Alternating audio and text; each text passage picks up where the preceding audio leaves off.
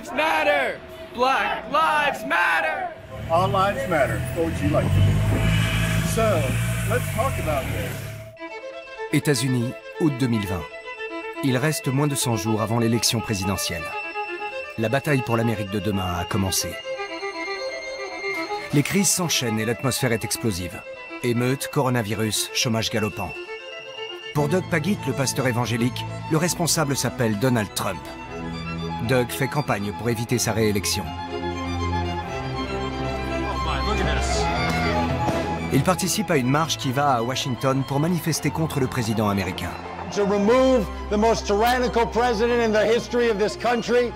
Le pasteur conservateur Charles Kagan, lui, est un fervent partisan de Trump. Ces dernières semaines, le coronavirus l'a empêché de célébrer la messe dans son église.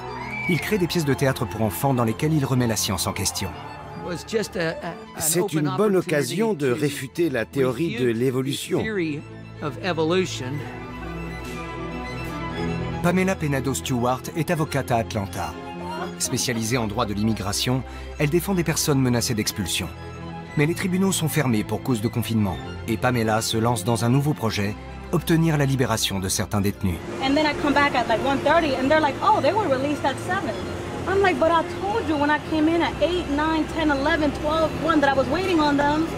Isabelle Brown est influenceuse. Elle fait campagne en faveur de Trump.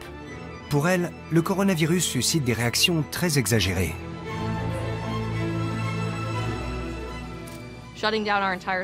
Mettre à l'arrêt notre société tout entière pour une maladie qui ressemble à la grippe crée un précédent très dangereux pour les pandémies à venir. À Clairton, une petite ville proche de Pittsburgh, le maire se démène pour venir en aide aux habitants. Il participe à des distributions alimentaires et veut redynamiser l'économie locale. Son nouveau défi, faire respecter l'ordre public et garantir la sécurité de ses administrés. On a des gamins de 14 ou 15 ans à Clairton qui se baladent armés. Quand on a une arme sur soi, c'est qu'on cherche les ennuis. À New York, la crise a impacté durement l'activité de chauffeur de Shubham. J'ai parlé avec un des répartiteurs et il m'a dit qu'il n'y avait pas du tout de travail. Et il a décidé de changer de vie.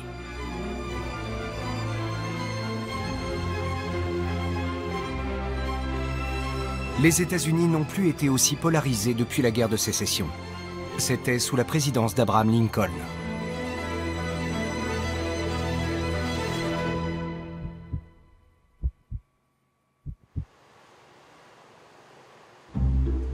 Minneapolis, dans le Minnesota.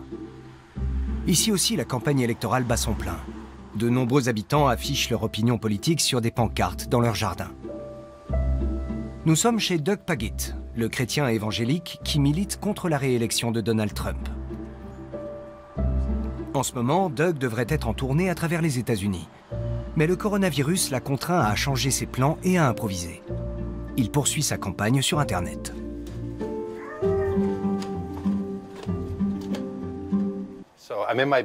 Je suis dans mon sous-sol, comme vous le voyez à la hauteur du plafond. J'y ai aménagé un studio puisqu'on a dû arrêter notre tournée à cause du virus. J'utilise cet espace pour mes podcasts et quand j'interviewe une seule personne. Cette partie du studio sert quand j'accueille plusieurs intervenants.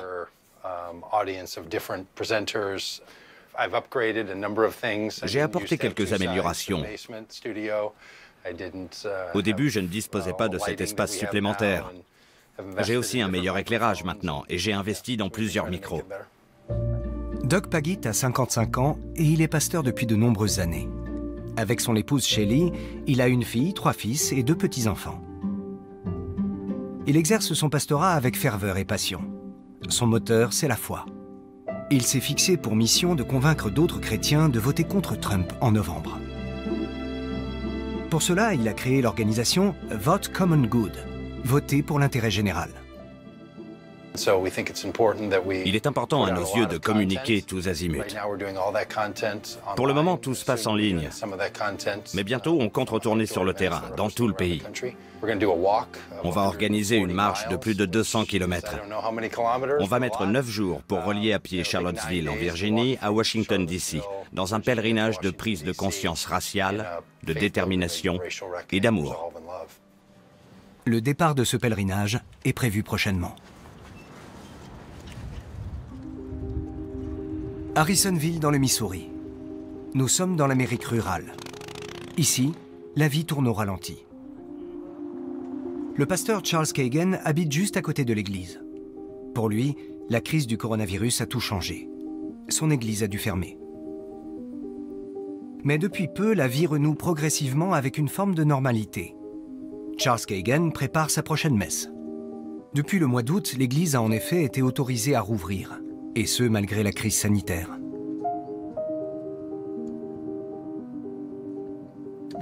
C'est formidable. Certains de nos fidèles n'ont compris l'importance de nos messes que lorsqu'elles ont été supprimées. C'était dur pour nous tous de n'avoir aucun contact avec nos proches et de ne pas pouvoir se rassembler dans la communion. Mais quand enfin on a pu se retrouver, ça a été merveilleux. Pour Charles Kagan, la vérité se trouve dans la Bible et uniquement dans la Bible. Il ne croit pas en la science et il n'est pas convaincu de la dangerosité du coronavirus. Je doute de l'intégrité de nos médias. On dirait que leur seul but, c'est de nous faire peur. Aux infos, ils ne font que ressasser le nombre de contaminations ou de décès dus au virus.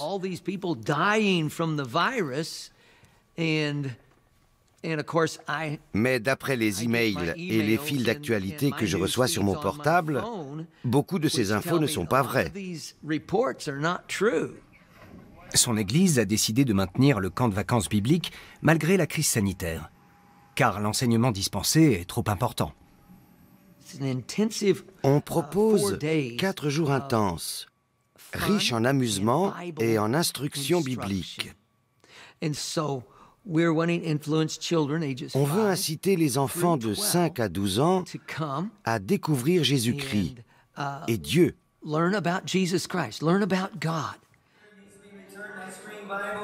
Charles Kagan veut enseigner à ses enfants que l'évolution n'existe pas. Et pour les en convaincre, il a créé une pièce de théâtre avec des dinosaures.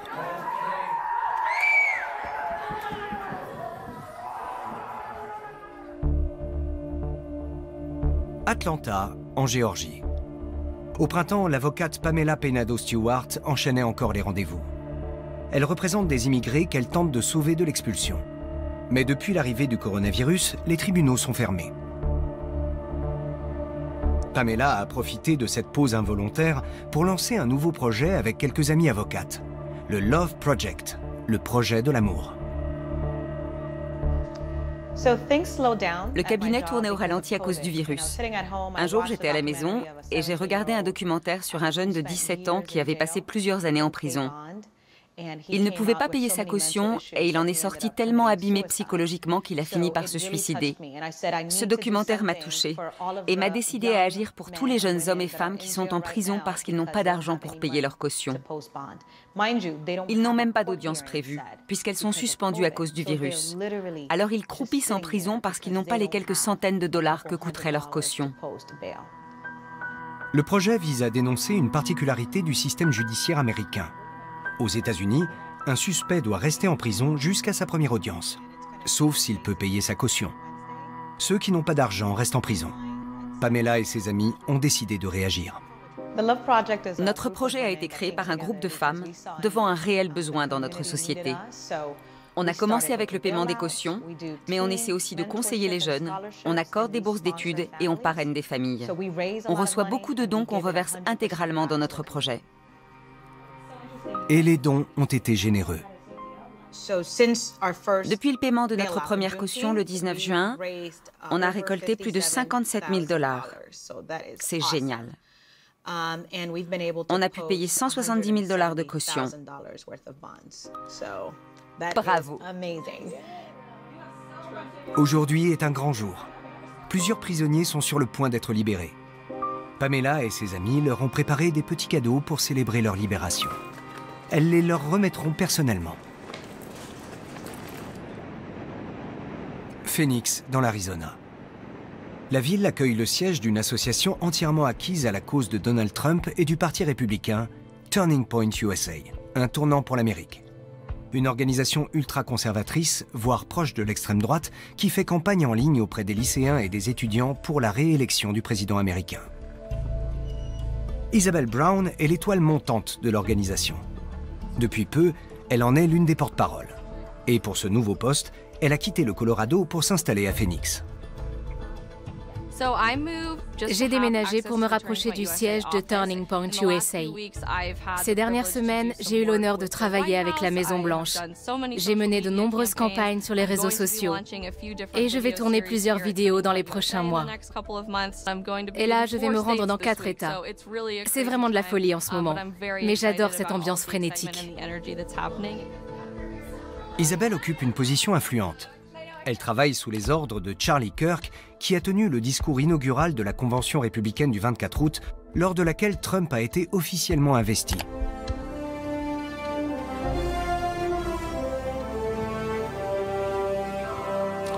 Good evening. It is an honor to be with you tonight.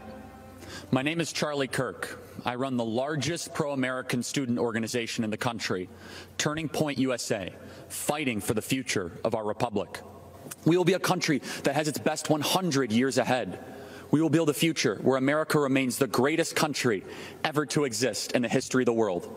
All of that is within our grasp if we secure 4 more years for the defender of Western civilization, our champion, my friend, the 45th President of the United States, President Donald J. Trump. Charlie Kirk a 17 ans quand il rencontre Bill Montgomery, un sexagénaire fortuné qui devient son mentor politique et qui lui fournit les moyens financiers de fonder Turning Point USA. L'organisation défend la liberté et l'ultralibéralisme économique.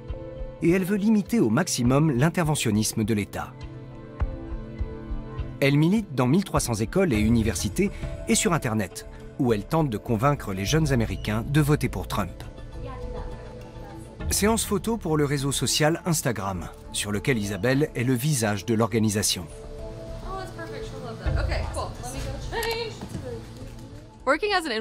Franchement, c'est hyper dur d'être une influenceuse. Les gens s'en font une idée fausse. Ils croient qu'il suffit de poster une photo par semaine pour gagner un tas d'argent. Mais en fait, les réseaux sociaux, ça vous prend un temps dingue sur une journée de travail. Au saut du lit, il faut consulter les derniers posts, formuler ses positions sur le sujet et les poster sur Twitter et Instagram. Ça prend beaucoup de temps, mais je m'éclate à fond. Isabelle vient de vivre un moment important pour sa carrière avec sa première interview sur la chaîne nationale d'information Fox News. Minneapolis, dans le Minnesota. Arrêter un président, sauver une démocratie. Doug Pagitt se prépare pour la marche vers Washington. Ce sera sa première action d'envergure depuis le confinement.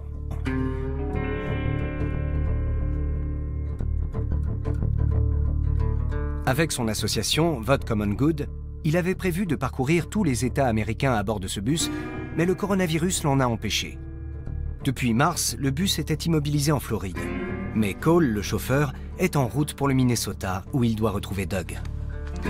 Le départ approche. Doug rassemble quelques affaires personnelles, mais le plus important sont ses affiches de campagne.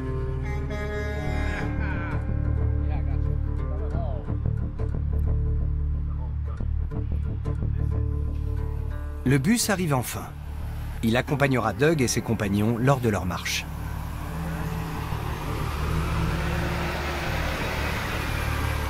Le pèlerinage a été baptisé Walk the Walk 2020. Doug retrouve son chauffeur 5 mois après l'avoir quitté.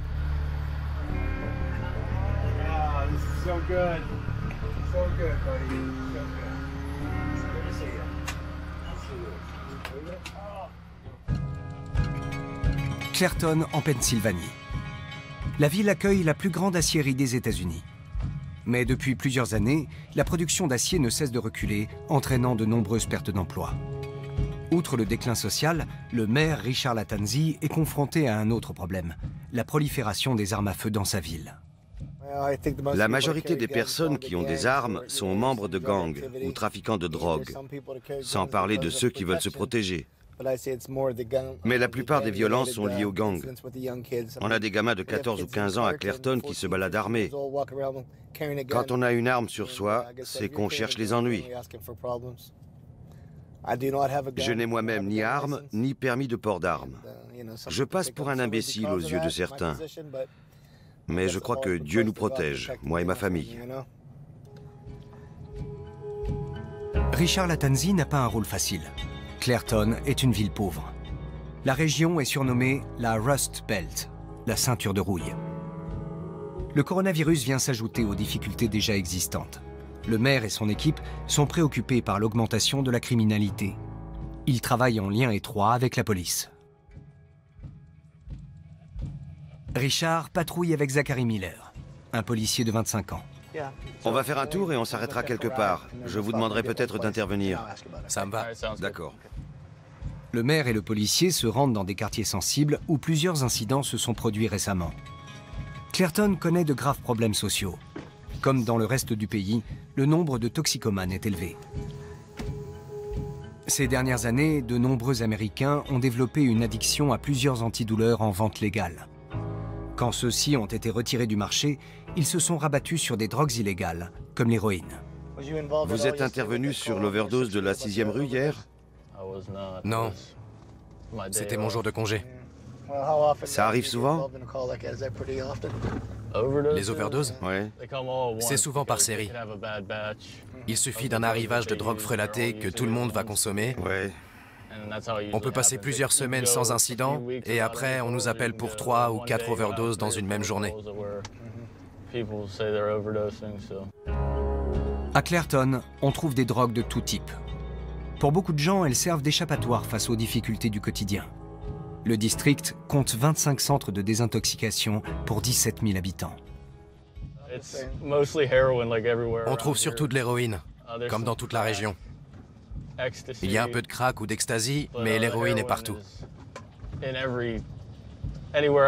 Je l'ai vu dans tous les endroits où j'ai travaillé. C'est notre plus gros problème aujourd'hui.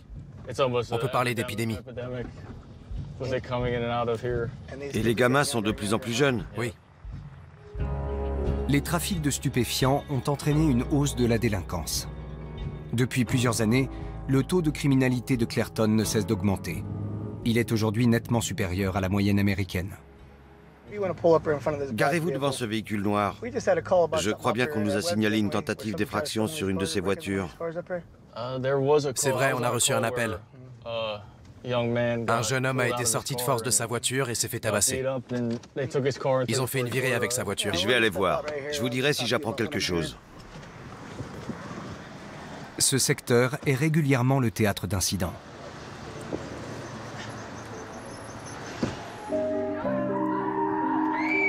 Dans l'église baptiste de la Grâce d'Harrisonville, la représentation a commencé. Les dinosaures ont été fabriqués par des fidèles de la paroisse.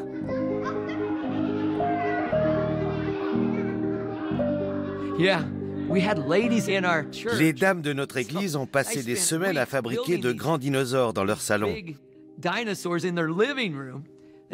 Elles ont transporté les dinosaures ici, en pièces détachées, dans des camions de déménagement, et elles les ont assemblés dans l'église. C'est incroyable. Ah ça, pour sûr, elles travaillent dur, nos dames. La mise en scène est une idée de Charles Kagan. Il sait que la présence de dinosaures est un moyen efficace de capter l'attention des enfants et de les sensibiliser à ces idées.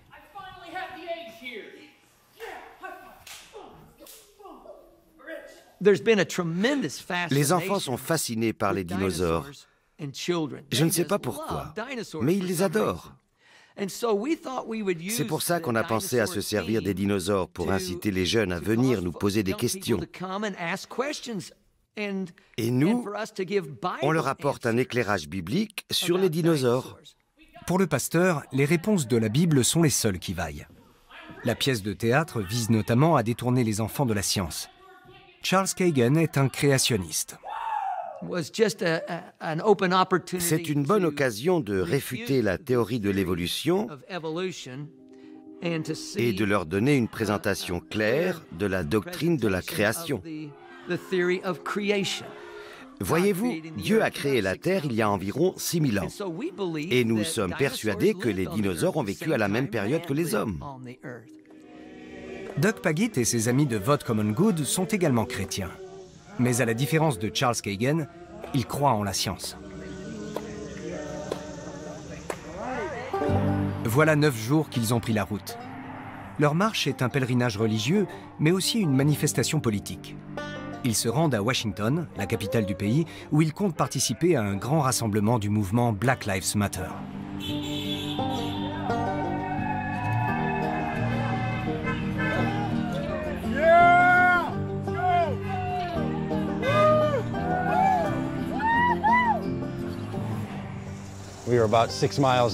On est à présent à un peu moins de 10 km de Washington, D.C. Notre groupe va bientôt arriver et rejoindre les autres manifestants. C'est une journée formidable. On marche depuis 9 jours. Et on aura parcouru plus de 200 km à l'arrivée. Mais ce n'est que le début. Il y a encore un long chemin à parcourir pour la prise de conscience raciale, la détermination et l'amour. Il faut parler de l'histoire de notre pays, de qui nous sommes et de qui nous voulons être. Je vois une longue file de personnes qui marchent et c'est un beau spectacle.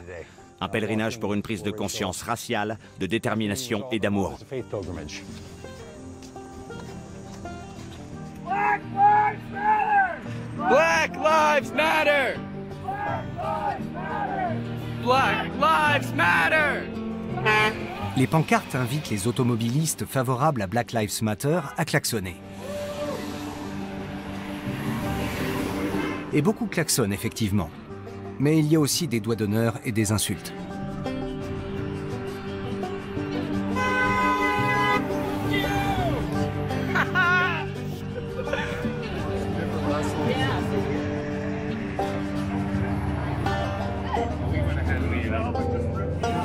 Puis arrive le moment tant attendu, l'entrée dans Washington.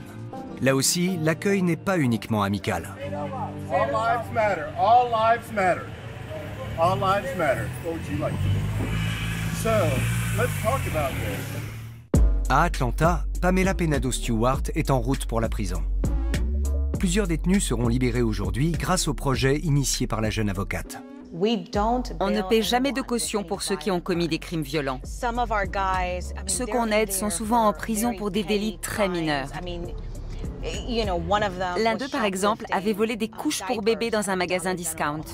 Un autre ne faisait que manifester à pied sur l'autoroute. C'est pour des broutilles de ce genre que beaucoup sont enfermés depuis des mois à cause de la fermeture des tribunaux. C'est un problème énorme de notre pays. Notre système de justice pénale traite mieux une personne riche et coupable qu'une personne pauvre et innocente. C'est terrible de voir des jeunes passer 8 à 9 mois en prison simplement parce qu'ils n'ont pas les $1000 de leur caution. La prison de Fulton City a mauvaise réputation.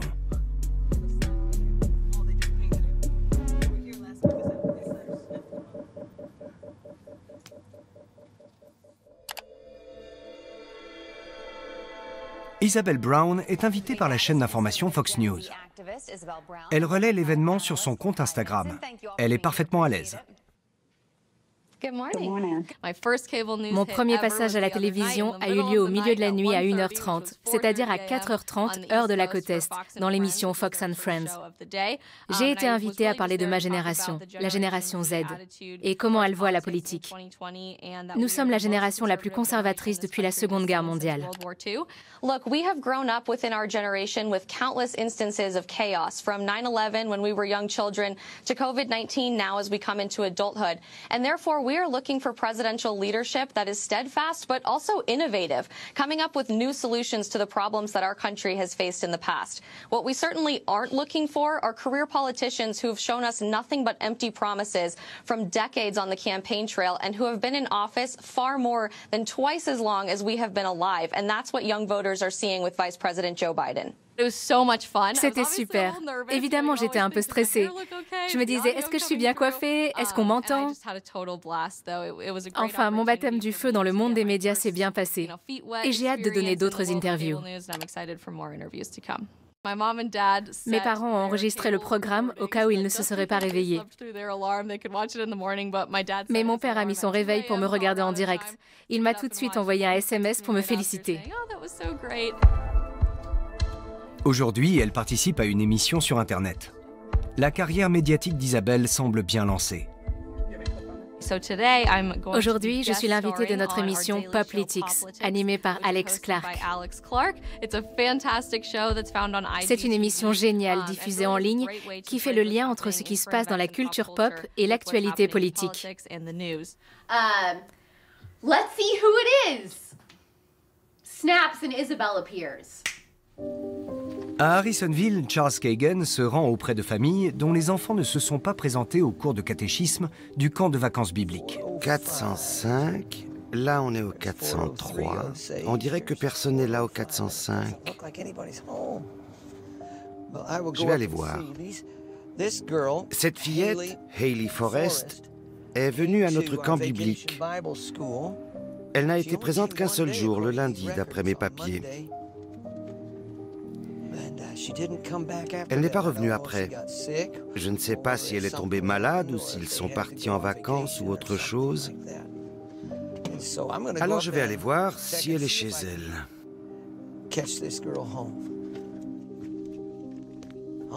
Charles Kagan veille très attentivement sur ses brebis.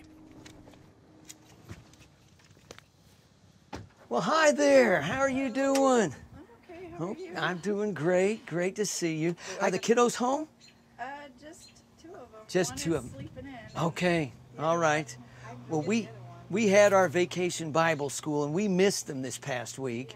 And I was just checking on them. Are they doing okay? Rylan, he's actually in Texas right now. Oh, is he? Visiting his mom. Yeah. Okay. All right. Okay. Well, then the other kiddos they just didn't make it.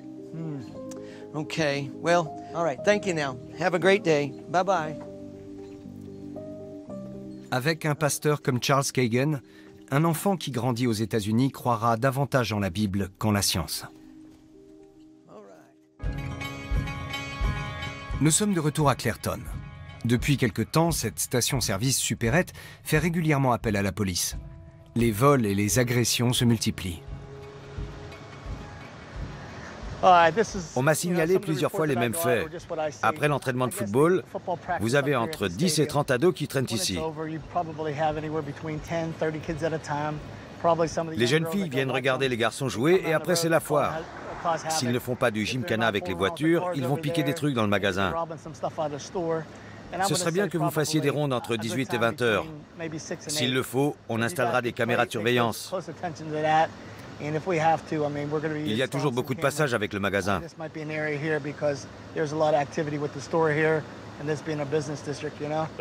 C'est vrai, on a déjà eu plusieurs incidents dans ce magasin.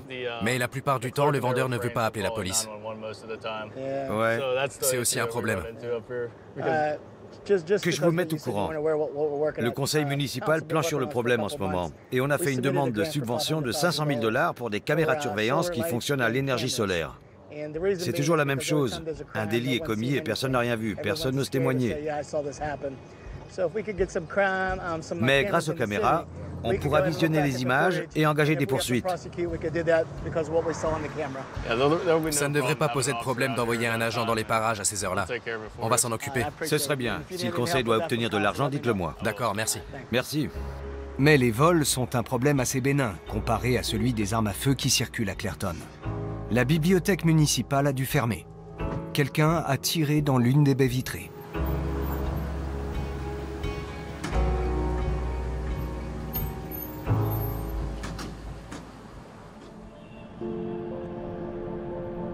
Atlanta. Plus de 3000 personnes sont actuellement entassées dans la prison du comté de Fulton. Sur le parking, Pamela et ses amis attendent que les détenus dont elles ont payé la caution soient enfin libérés. Mais la coopération des responsables de la prison laisse à désirer.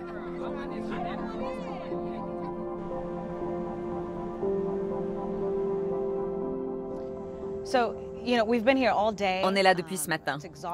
C'est épuisant. On a même eu de la pluie tout à l'heure. Leur libération se fait généralement entre 12 heures et 24 heures après le paiement. Mais on tient absolument à être là dès que nos jeunes mettent le pied dehors pour les accueillir à bras ouverts. Ça peut se produire à n'importe quelle heure aujourd'hui, ou même cette nuit, à 1 heure ou 2 heures du matin. Les proches des détenus sont également présents. Ils évoquent des conditions de réclusion difficiles. Surpopulation, manque de personnel.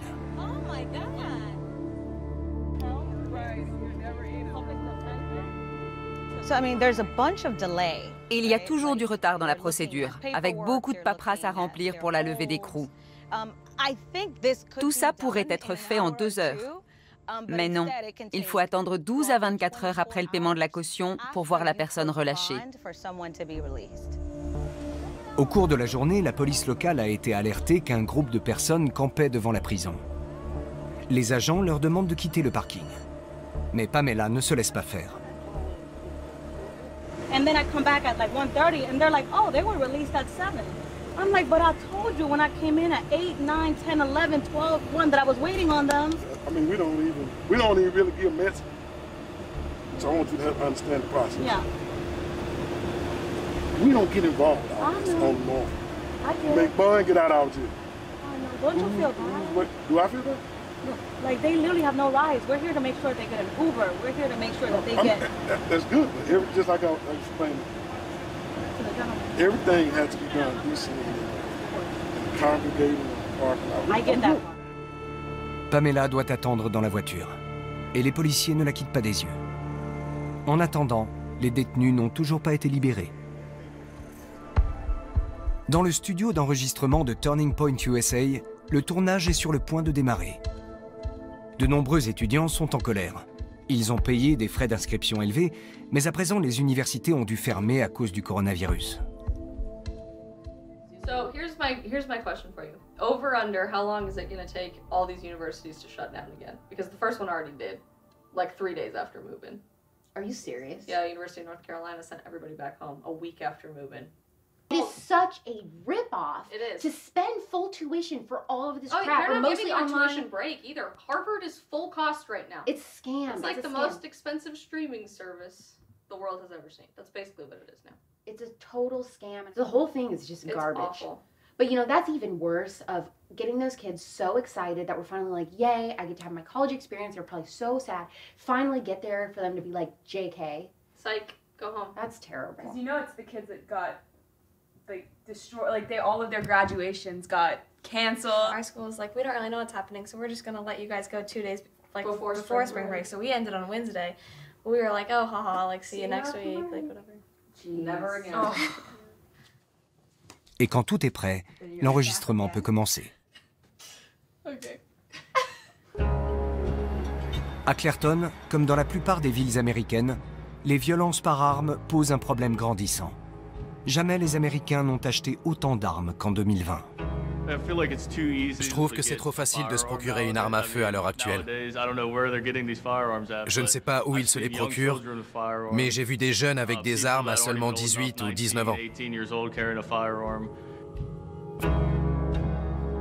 Et Zachary en subit les conséquences. Je vois des agressions et aussi des meurtres, malheureusement. Des agressions simples, des vols qualifiés, des violences familiales. C'est d'ailleurs à la maison que se trouvent les racines du problème. C'est là que la violence commence. Zachary est conscient du problème que posent toutes ces armes en circulation.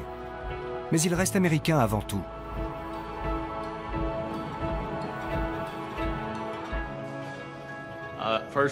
Personnellement, je trouve que tout le monde devrait pouvoir porter une arme. Je ne sais pas si je suis autorisé à m'exprimer ainsi. Pourtant, ce droit est inscrit dans le 2e amendement. Tout le monde a le droit de protéger sa vie, s'il le faut. Une opinion sans doute partagée par la majorité des habitants de Clairton. D'autant que le nombre de meurtres non élucidés est si élevé que certains offrent des récompenses pour tout renseignement permettant de les résoudre.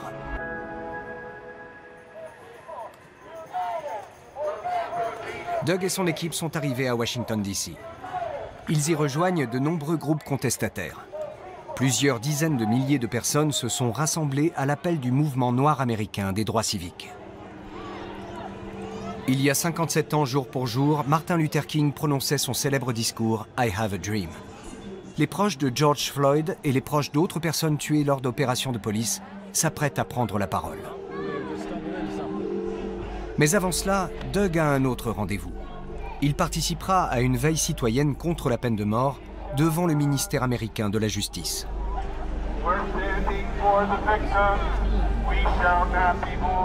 Il y a 3 jours, un détenu a été exécuté. Et en ce moment même, une autre exécution est sur le point d'avoir lieu au pénitencier fédéral de Terre Haute, dans l'Indiana. As the whole country's moving away from the death penalty, the federal government has brought it back.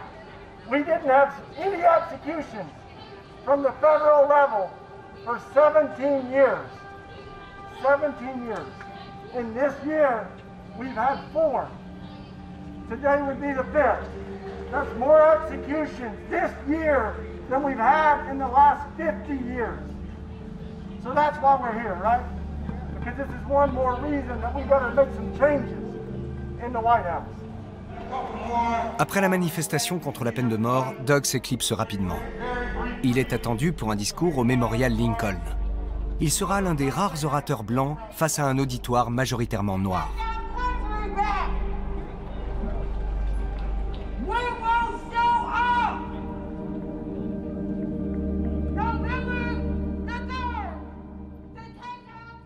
Big smile. There you go. Ready? Action. Isabel Brown, you're a cute scientist? I am the cute scientist of Turning Point USA, but I do have to preface this by saying I'm a biomedical scientist. When people find out that I have a Quand les gens apprennent que j'ai une formation scientifique, ils trouvent ça assez cool. Les membres de Turning Point ont souvent fait des études de droit ou de sciences politiques, mais rarement de chimie organique.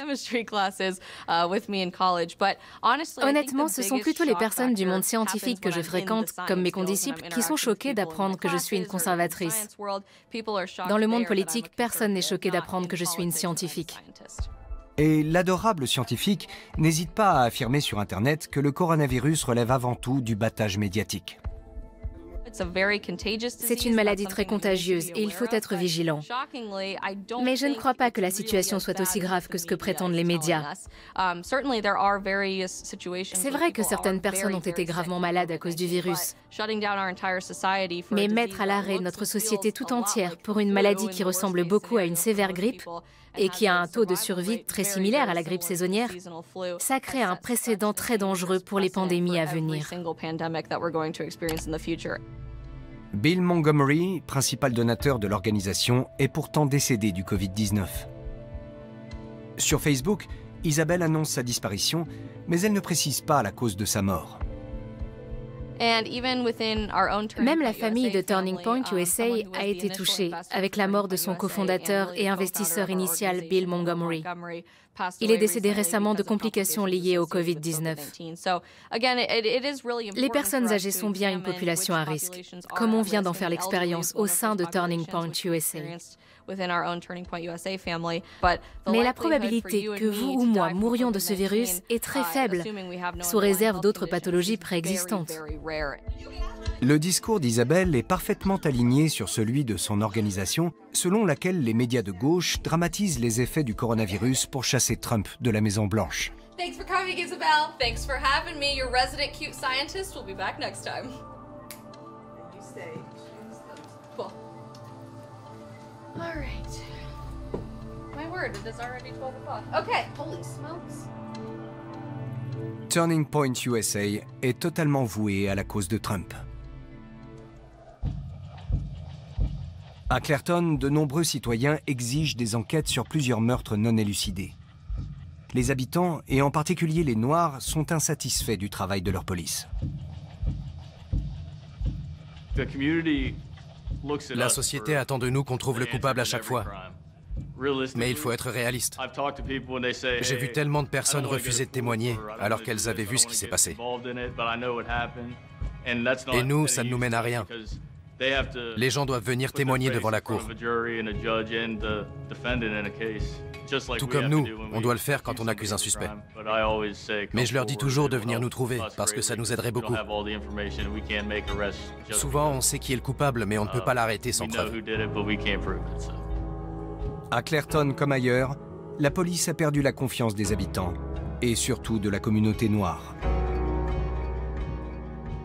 Avec les événements récents, l'affaire George Floyd et le mouvement Black Lives Matter, on voit bien que l'ambiance est plus tendue à Clairton. Certains de nos agents se demandent même s'ils vont continuer dans la police. Oui, on s'en est pris à moi. On m'a traité de tous les noms d'oiseaux. Mais il faut garder une attitude professionnelle. Ça rentre d'un côté et ça ressort de l'autre.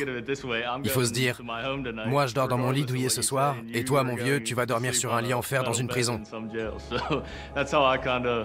Tu peux dire ce que tu veux, je m'en fiche. Tu ne vas pas me faire perdre mon boulot parce que tu m'as insulté. Ça n'en vaut pas la peine. On est avec la police et on veut qu'elle se sente soutenue. La police de Clairton ne se comporte pas comme d'autres agents ailleurs et on fait en sorte que ça n'arrive pas. Nos policiers font un travail difficile et ils ne gagnent pas autant que leurs collègues dans d'autres villes. Être maire de Clairton en 2020 est également un travail très difficile.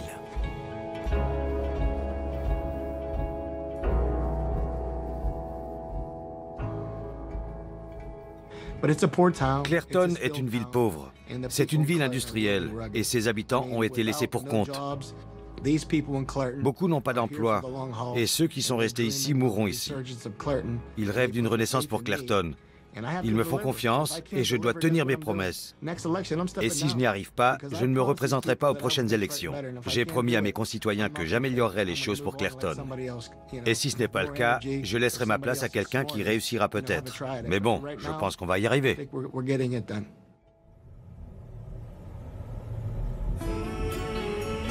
New York. En août 2020, la ville ne s'est toujours pas remise de la première vague du coronavirus. Shubham Arora, le chauffeur, n'a pas retrouvé le niveau d'activité d'avant la crise. Sa situation est devenue difficile, mais il ne baisse pas les bras. J'ai l'intention de déménager à Atlanta, parce que la vie y est moins chère qu'à New York. Si on veut s'établir à son compte, il faut le faire ailleurs qu'à New York. Il y a bien trop de frais pour quelqu'un comme moi qui veut se lancer dans une nouvelle affaire. Shubham projette de louer ou peut-être même d'acheter une station-service à Atlanta. Il a déjà son billet d'avion en poche.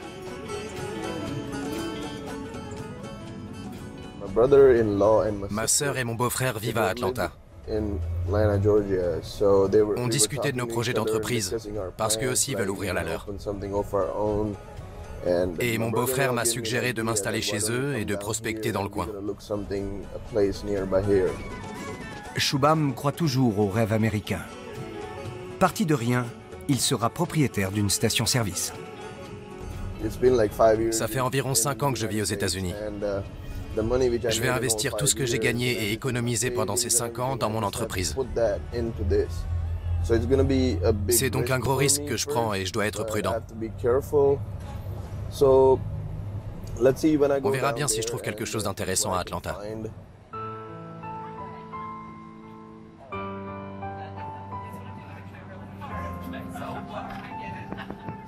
Good morning and welcome aboard JetBlue Flight 519 with service to Atlanta. As part of our commitment to safety from the ground up, this plane was just cleaned and disinfected. Shubham n'a pas peur des nouveaux départs. Pour lui, les choses ne peuvent que s'améliorer. La route que j'ai choisie depuis 2015-2016 en venant aux États-Unis, ce n'est rien à côté du défi qui m'attend. J'ai dû faire face à de nombreux obstacles dans ma vie. Ce n'est pas ça qui va m'arrêter. Si je veux quelque chose, je ferai tout pour l'obtenir.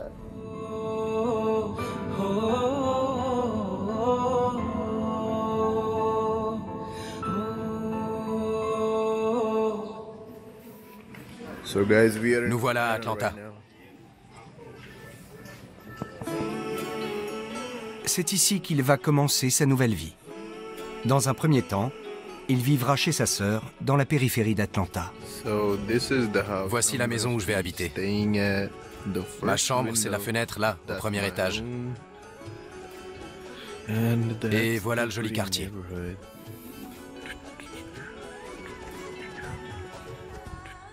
Pendant ce temps, à 2 pas d'ici, devant la prison.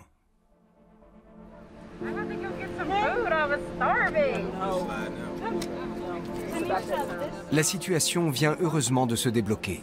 Les détenus ont été libérés.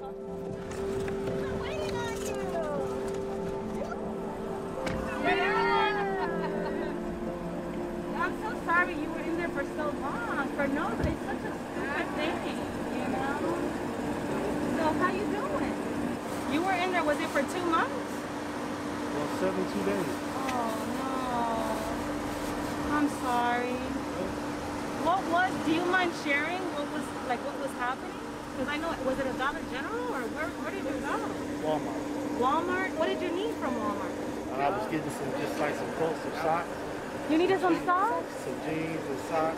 This is basic simple to wear. Yeah. So we got some socks for you in there. Yeah. Oh, come on in. Come over here. His brother. Is this Tamonte? You're Tamonte? I've been waiting on you. You spent your birthday there. Your 21st birthday in jail. And Thanksgiving and Christmas. Why? What were you doing? Now was your time to talk. Le Love Project prévoit également d'accompagner ces jeunes dans leur future réinsertion. We're here for you and we're going to help you so that you don't have to do any of that stuff, okay? Is that what you're doing? On leur donne accès à des conseillers juridiques, parentaux et financiers. On les aide aussi à trouver un emploi à travers des ateliers d'écriture de CV et des entraînements à des entretiens d'embauche. On ne se contente pas de payer leur caution, on veut les empêcher de récidiver. We're going to be here as a resource to all of you guys. Like, you know, we want to make sure that you guys, like, for example, you know, the fact that you're like, I had to go to Walmart to get some socks. Like, that's crazy. Think about it. We got so many nominations, and we chose you guys, you know, because we really believe in you, you know, and we really believe that with our help and, you know, with all of your talents, you can get on the right path. And especially you, bad friends that you have. Il nous faut absolument une réforme du droit pénal et revoir ce système de caution en espèces. Nous sommes dans une crise économique grave avec le virus. Les gens se retrouvent au chômage, ils sont désespérés, ils ont faim. Tous les éléments sont réunis pour que ça dégénère. Thank y'all so much. You're welcome.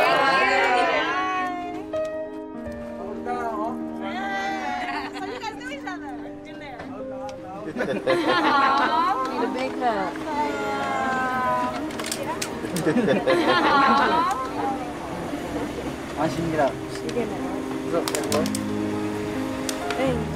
Thank y'all so much. Thank y'all. We're gonna talk.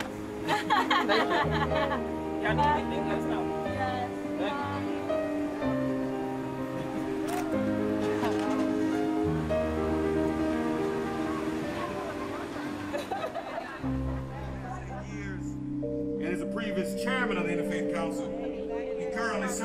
Au Mémorial Lincoln, la manifestation Black Lives Matter se poursuit.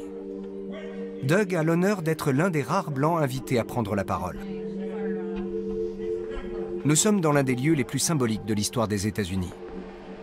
Ce monument salue la mémoire d'Abraham Lincoln, élu président en tant qu'opposant à l'esclavage. La révolte des États du Sud entraînera l'Amérique dans la guerre de sécession. Une guerre remportée par Lincoln qui abolira l'esclavage. C'est ici que le militant des droits civiques Martin Luther King a prononcé son célèbre discours. I have a dream that one day this nation will rise up, live out the true meaning of its creed. We hold these truths to be self-evident that all men are created equal.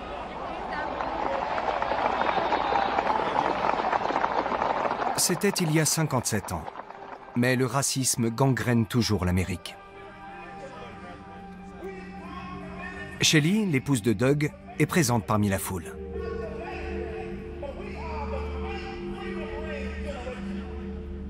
Our next speaker is a social activist, co-founder, executive director of Vote Common Good, a national political nonprofit dedicated to inspiring, energizing, and mobilizing people of faith to engage in civic life. Please welcome Doug Pagitt. Thank you, buddy.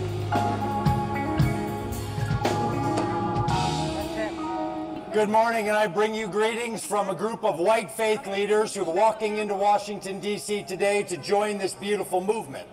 I am here to ask your permission for our movement to join you in the common good.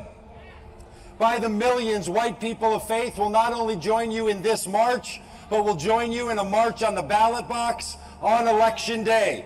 We are committed to bringing faith, hope, and love to bring about a change on Election Day and to remove the most tyrannical president in the history of this country and getting the knee off of the neck of the people of this country, people of color. And we will be joining you on Election Day and on every day that follows. Thank you.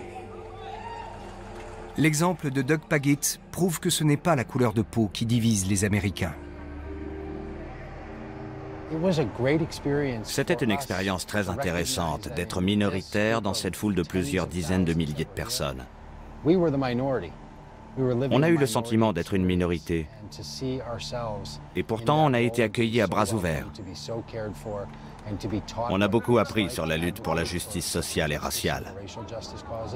On a passé une journée formidable. Sisters and brothers, let me just say this. The problem is, the police have killed so many of us, there's not even enough time for us to hear from every family. Dans le prochain épisode, le maire Richard Lattanzi s'entretient avec des supporters de Trump.